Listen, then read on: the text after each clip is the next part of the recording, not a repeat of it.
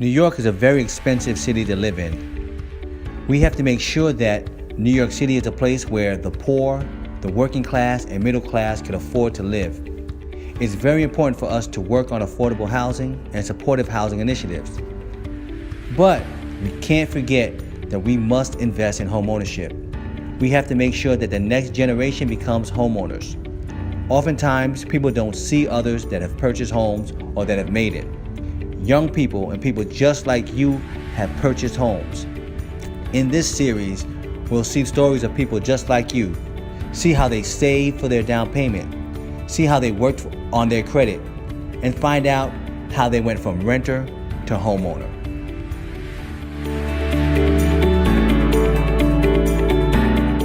We first bought the house in October of 2016.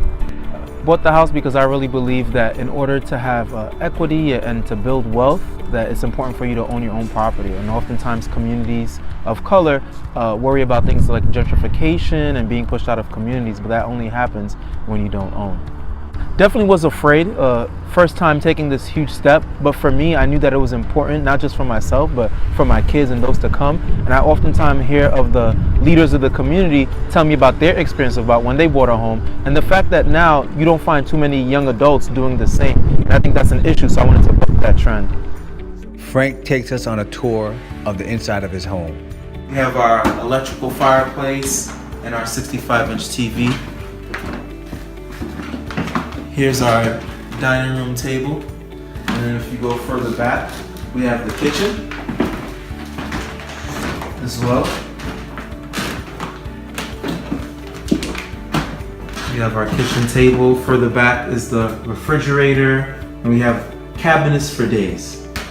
The biggest hurdle was being diligent in the sacrifices. You have to stay consistent in the sacrifices, cut back on, going out, eating out to eat, even things that happen, like, when there was an issue with the car and deciding that, this is not a large expense that I'm going to do right now, and I'll wait until after I've bought a home and after all my expenses are gone to take care of my transportation, because the home to me was a pivotal thing that I wanted to acquire. Frank tells us about controlling the temperature in the house. During the winter time, you want to make sure that you can control the heat.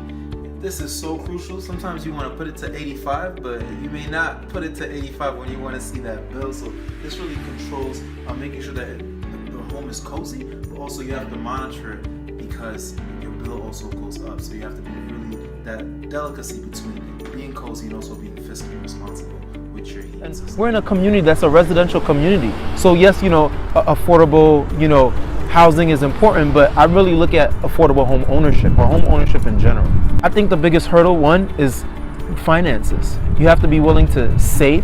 And if you're looking at a house that costs $350,000 or $400,000, you may need about $40,000 saved up. So being willing to save that much money and looking at what resources are there, and oftentimes we don't know of the resources, or we may not know those who do know of the resources, and getting plugged in. It's an older boiler system. It's a steam system. So you have water that goes in, especially because these homes were built in the 20s and some of them in the 40s, so they have older systems. And so the water is what really heats up the entire house. The steam goes up and it goes through the piping system. And so you want to make sure that this remains as good as possible. You want to make sure it's clean. There are different monitors which start and stop the water, because you don't want the water to overflow as well. And it's important that every 2 weeks or so you come out and you just drain it to make sure that any dirty water comes out and that it remains clean. And I think you change them about every 20 years. So it came with the house, in a couple of years we'll probably be looking to change it. You need to make sure that your credit is really up to par. And the first thing that you have to do is start looking at your financial reports and seeing what are cards that are closed, or lines of credit that are closed that may still be reported there. If there's any discrepancies, you want to make sure that you alert the credit bureau. So to me, that's really important. A lot of times people don't actually look to see what's on their disclosure. It was the fall when I moved in, but thankfully for me, because it's the community where I grew up in, it's a community I knew pretty well. And moving into the fall, questions that I asked was, how's flooding? Questions I asked were about, how about crime? Late night noise? Are there parties during the summertime? I wanted to make sure that this was a community that was, quiet, and where I could actually, come after a long day of work, rest my head and be peaceful. What I love about home ownership is that this is something that you're creating that's your own. I mean, we've taken our time when it comes to furnishing.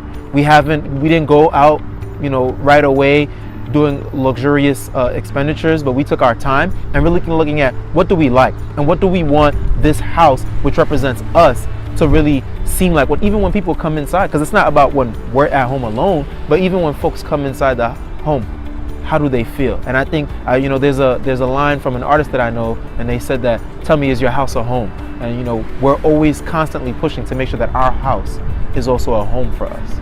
For me, I think that having a property that is your own, the amount that I pay a month, I know that whatever I'm paying a month on the mortgage is for me. It's not going into someone else's pockets and you don't know what they're doing with it. I've heard plenty of stories of people who are paying rent and then perhaps the homeowner, the landlord, is not actually paying the mortgage and now they have to get kicked out. But I know that every time I pay this money, I'm giving it directly to the bank and it's mine. And so I want that ability to know that something is mine. It is all on me, but it's an investment.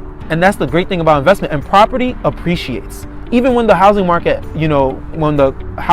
crashed, not too many years ago, one thing that investors said is just wait, because land only appreciates. That's why even when we look at the history of the country, the first people who had the right to vote were who? Landowners, property owners. Owning property is pivotal, and we need to make sure in our communities, especially with the emerging generation, we let them know you too can be a homeowner and a property owner.